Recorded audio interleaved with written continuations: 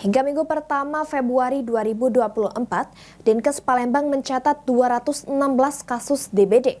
Untuk mengantisipasi peningkatan yang semakin signifikan, kini gerakan serentak pemberantasan sarang nyamuk mulai digencarkan di 18 kecamatan. Mengantisipasi peningkatan kasus DBD di musim hujan, pemerintah Kota Palembang melalui Dinas Kesehatan mulai menggencarkan gerakan serentak pemberantasan sarang nyamuk lintas sektoral. Salah satunya di wilayah Kecamatan Ilir Timur 2 pada Rabu 7 Februari 2024.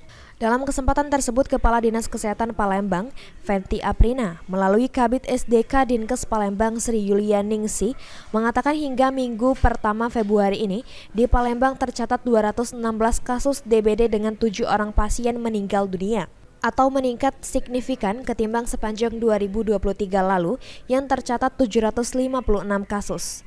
Mengantisipasi DBD semakin meningkat, Dinkes Palembang menggencarkan gertak PSN dengan 3M di 18 kecamatan dan menjadikan fogging sebagai langkah akhir. Januari kalau 2023 kemarin 756 kasus, sampai sekarang per kemarin 216. Ada peningkatan atau gimana? Kalau ini baru mulai Januari kan 216 sudah mulai banyak sih. Kalau kategori kasus ya, tapi ya berfluktuasi sebenarnya setiap kecamatan itu beda-beda. Sementara itu, Camat IT2 Palembang, Septa Maurus, mengatakan di Kecamatan IT2 terdapat 14 kasus DBD dan sampai saat ini para pasien sudah sehat. Di Kecamatan Ilir Timur 2 ini ada 14 kasus. Kondisi saat ini pasien yang sudah terpantau oleh kami ini sudah kembali sehat. Dalam upaya kami mengajak masyarakat hari ini gerakan serentak memantau sarang nyamuk. Kepala Puskesmas 5 Ilir Palembang, Irma Wijaya Kusuma, meminta masyarakat yang merasa sakit segera melapor untuk mendapatkan pertolongan secara cepat dan tepat.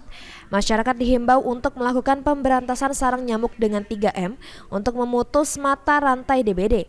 Mengingat fogging hanya efektif mengatasi nyamuk dewasa. Kita mengedukasi masyarakat apabila mereka terjangkit, segera mendapatkan pertolongan.